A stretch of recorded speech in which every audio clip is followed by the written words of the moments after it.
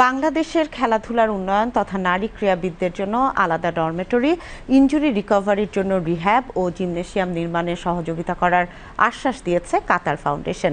প্রধান উপদেষ্টার সঙ্গে রাষ্ট্রীয় সফর শেষে সংবাদ সম্মেলনে জানিয়েছেন কাতার সফর করা 4 নারী ক্রীড়াবিদ। বিস্তারিত মাহবুবুর রহমানের প্রতিবেদনে। ইতিহাসে প্রথমবারের মতো দেশের কোনো সরকার প্রধানের সাথে রাষ্ট্রীয় সফরে যান 4 জন ক্রীড়াবিদ। ক্রিকেটার সুমাইয়া আক্তার, শারমিন সুলতানা, ফুটবলার আফিদা খন্দকার ও শাহেদ আক্তার রিপা।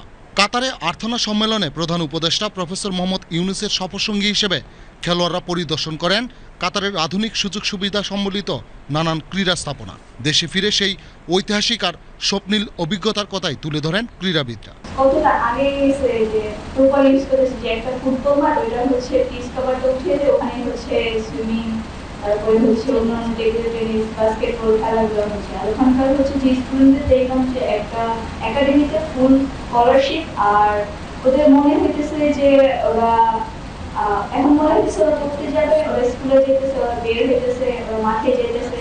স্টেডিয়াম ভিজিট করেছি, এডুকেশন স্টেডিয়ামটা, ওটা ফুটবল বিশ্বকাপ হয়েছে, ওখানে সবাই জানেন আপনারা, এবং ওটা ফুটবল বিশ্বকাপের পরে ওটা ওদের নারী ফুটবলারদের জন্য বরাদ্দ করা হয়েছে।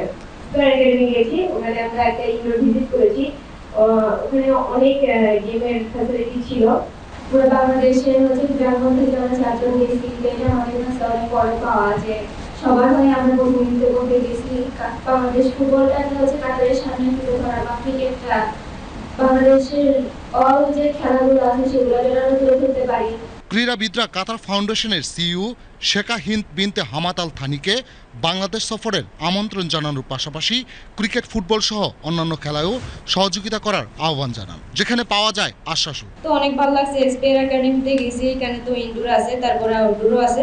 এখানে বিভিন্ন ধরনের সিস্টেম করে স্পোর্টসের দিয়ে ওনাদের অনেক ফ্যাসিলিটিস আছে। তো সব কিছু ঘুরে দেখি অনেক ভালো লাগছে যে নতুন একটা এক্সপেরিয়েন্স। তো আমরা চেষ্টা করেছি যে আমাদের দেশের কথা তুলে ধরার জন্য। ওনারা বলছেন যে ওনারা আশ্বাস দিয়েছেন যে আমাদের কথাগুলো উনি মনোযোগ দিয়ে শুনছেন। তো আশা করি ভালো কিছু করবেন ওনারা। ছেলেদের সাথে যখন দেখা করেছি, তাদের সাথে আমাদের খেলাধুলা নিয়ে, আমাদের স্পোর্টস কিভাবে ডেভেলপ করতে হবে এবং ওদের কাছ থেকে অনেক কিছু জানার চেষ্টা করতে হবে।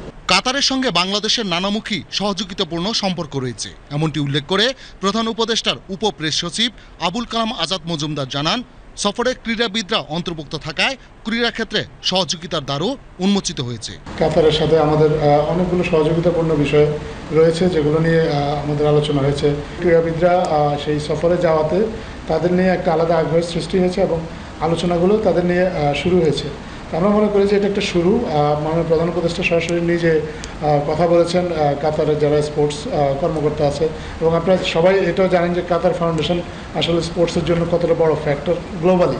বিশ্বাস করি যে এই সফরের মধ্যে দিয়ে তাদের সাথে যে যোগাযোগটা স্থাপিত হলো, এই যোগাযোগের ধারাবাহিকতায় ভবিষ্যতে আমরা তাদের কাছ থেকে ক্রীড়া ক্ষেত্রে অন্তত খুব সিগনিফিক্যান্ট কিছু সহযোগিতা পাবো। তারা বলেছে যে আমাদের মেয়েদের খেলাধুলার জন্য একটা ডরমিটরি যদি করে দেওয়া যায়, যাতে মেয়েদের ক্রীড়াঙ্গনের যে আবাসিক যে সমস্যাটা, এই সমস্যাটা যাতে সমাধান হয়।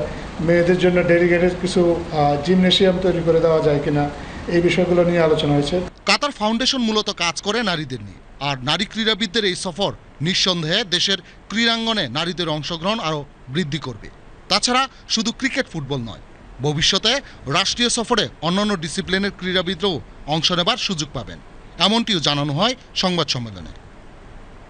Mahbubur Rahman Khokon, BTV news.